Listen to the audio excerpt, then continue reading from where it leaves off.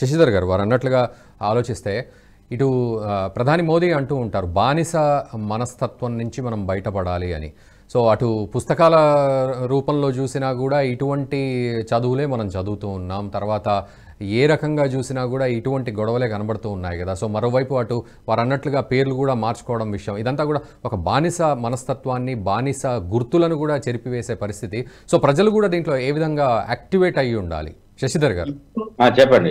శశిధర్ గారు, సో ప్రధాని మోదీ అన్నట్టు బానిస మనస్తత్వం నుంచి బయటికి రావాలంటే చాలా అంశాలు కూడా మనకు అవరోధంగానే ఉన్నాయి. పుస్తకాల్లో చదివే పాఠ్యాంశాల నుంచి మొదలు పెడితే బయట ఇప్పుడు జ్ఞానవాపి, అయోధ్య లాంటి విషయాల వరకు కూడా ప్రతి వాటికి అవరోధాలు, ఆటంకాలే ఎక్కువ కనబడతాయి. సో ఆ బానిస మనస్తత్వం నుంచి ఎలా బయటికి రావాలి, ప్రజలు కూడా ఎలా అర్థం చేసుకోవాలి దాన్ని? బానిస మనస్తత్వం నుంచి మనకు మానసిక బలహీనులుగా చేయాలనే ఉద్దేశంతో వేల సంవత్సరాలు ఎందుకు దేవాలయాలను ధ్వంసం చేసిండ్రు. ఇవాళ మనదైనటువంటి దేవాలయాన్ని, ఆ ధ్వంసమైనటువంటి దేవాలయాన్ని చూసి ఒక ఆత్మాభిమానం, నిర్వీర్యమైనటువంటి సమాజాన్ని తయారు చేయాలా. ఎప్పుడు కూడా ఓడిపోయింది అనేటువంటి గుర్తు, మానసిక స్థితి ఉన్నటువంటి సమాజాన్ని, వీళ్ళ యొక్క హిందూ సమాజం యొక్క వీర పరాక్రమాలను నిర్వీర్యం చేయాలనే సుమారు 800 సంవత్సరాలు కదా దేవాలయాలను ధ్వంసం చేయడానికే పూనుకున్నారు. తర్వాత విద్యా వ్యవస్థ, వాడేమో కత్తి పట్టుకొని వచ్చి ఫిజికల్ గా డ్యామేజ్ చేసి మన దేవాలయాలను ఉన్నటువంటి గురుకులాల మీద రక్తపాతం పారించి ఇక్కడ మహిళల మీద అకృత్యాలు సాగించినటువంటి చరిత్ర మొఘళ్ళది, తురుష్కులది. తర్వాత బ్రిటిష్ వాడు వచ్చిన తర్వాత వాడు కత్తి బట్టి చేసిపోతే వీడు పెన్ను పెట్టి కలం బట్టి చేసిపోయిండు చట్టాల ముసుగు లోపల. ఇప్పటికీ మన దౌర్భాగ్యం, ఆజాదీ వచ్చిన తర్వాత కూడా ఇంకా మెకాలే విద్యా విధానాన్ని, కమ్యూనిస్టులు రాసిపోయినటువంటి ఆత్మ న్యూన్యతతోటి కూడుకున్నటువంటి ఆ యొక్క చరిత్రను, అదే అన్న దారి దోపిడీల చరిత్రలను మనం చదువుకుంటున్నాం. ఒక ఛత్రపతి శివాజీ వీరోచితమైనటువంటి పోరాటము, ఒక ఝాన్సీ లక్ష్మీబాయి వీరోచితమైనటువంటి పోరాటము, మహారాణా ప్రతాప్ వీరోచితమైనటువంటి పోరాటము, రుద్రమదేవి వీరోచితమైనటువంటి పోరాటాలు, ఒక రామాయణం ఆదర్శము, ఒక మహాభారతం ఆదర్శం, ఇవి చదవాలంటే ఫస్ట్ మా కమ్యూనిస్ట్ వాళ్ళు ఏమంటారంటే ఇది కాషాయీకరణ అయిపోతుంది, విద్య కాషాయీకరణ చేసేస్తున్నారు అని అంటారు. వాళ్ళకి ఎవరంటే దారి దోపిడీదారుల చరిత్రలను బోధించడం వాళ్ళకు ఈ దేశం యొక్క గొప్పతనం, ఈ జాతి వీరుల యొక్క చరిత్రను తెలుసుకోవడం వాళ్ళ దృష్టిలో కూడా కాషాయీకరణం. అందుకే ఇప్పుడు మంచి రోజులు దాంట్లో కూడా వచ్చినాయి. నేషనల్ ఎడ్యుకేషన్ పాలసీ కూడా రూపొందుతుంది. ఖచ్చితంగా మనదైనటువంటి గొప్ప చరిత్ర కూడా పిల్లల నుంచి స్కూల్ ఏజ్ నుంచే నేర్పాల్సిన అవసరం ఉంది. మొన్నటికి మొన్న మనం పార్లమెంటులో కూడా రాజధర్మం మనం ప్రతిష్టాపించుకున్నాం సింగోలు. అక్కడ కూడా బైకాట్లు, నిరసనలు ఈ దేశంలో అనాదిగా వస్తుంది. రాజు కంటే ధర్మం ముఖ్యం. రాజు కంటే ఉన్నత స్థితి లోపల ధర్మాన్ని ప్రతిష్టాపన చేసి నిజమైనటువంటి ప్రజాస్వామ్యం ఎట్లుండాలి, నిజమైనటువంటి ప్రజల యొక్క న్యాయం ఎట్లా జరగాలి, సమగ్రత ఎట్లుండాలి, సమృద్ధి ఎట్లుండాలి, నిజమైనటువంటి ప్రజాస్వామ్యం ఎట్లుండాలంటే రామపాలన ఇవాళ ఆదర్శం అని ఇప్పటికి కూడా మనం చెప్పుకుంటాం. అవును అవును. రామపాలన ఎందుకు ఆదర్శమైందంటే రాముని కంటే ఉన్నతంగా ధర్మం గైడ్ చేసింది రామునికి. ఎగ్జాక్ట్లీ. కాబట్టి ఇవాళ ఆ ఆదర్శాన్ని మనం పార్లమెంట్ లోపల పార్లమెంట్ లోపల బహిష్కరణ దాని యొక్క ప్రతిష్ట చేసుకుంటే ఇది దేశంలో ఉన్నటువంటి కుహానా సెక్యులర్ రాజకీయాలు మనం చూస్తా ఉన్నాం. రాజధర్మం ఉండొద్దు వాళ్లకు.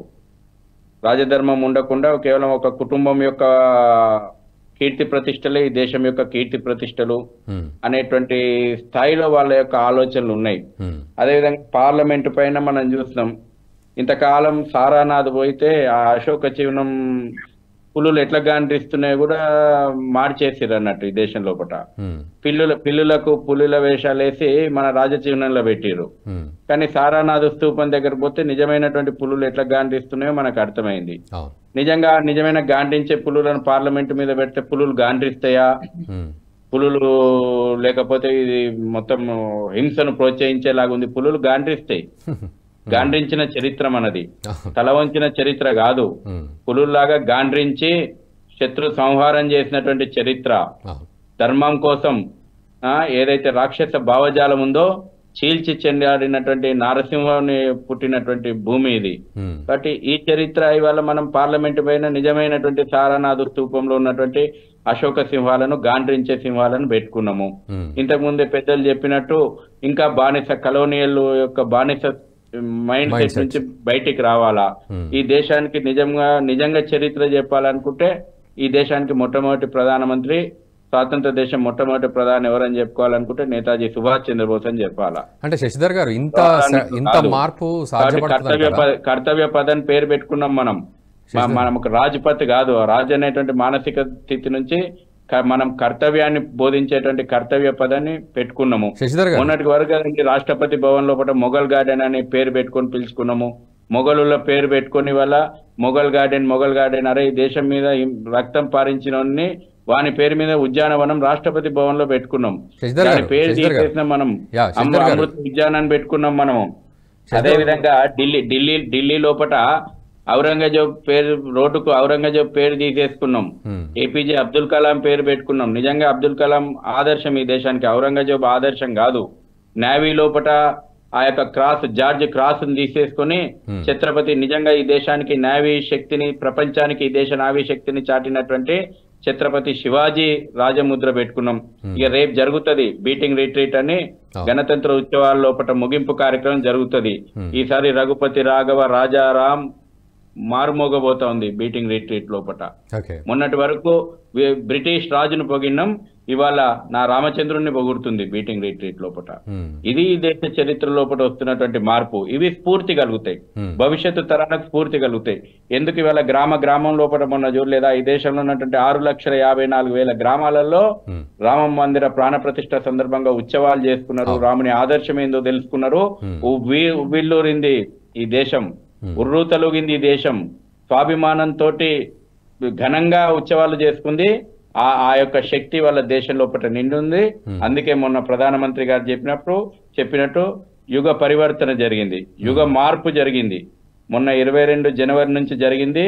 కేవలం క్యాలెండర్ లో డేట్ మార్పు కాదు, యుగ పరివర్తన, యుగం లోపల వచ్చినటువంటి మార్పు. రాబోయే రోజుల లోపల ఈ దేశ చరిత్రను సువర్ణాక్షరాలతోటి లిఖించేటువంటి రోజు వస్తుంది. ఎవరు ముందుకు వచ్చినా ఎవరు రాకపోయినా ఈ దేశం లోపల బానిస చిహ్నాల స్థానం లోపల ఈ జాతి స్వాభిమాన మందిరాల పునర్నిర్మాణం తప్పదు.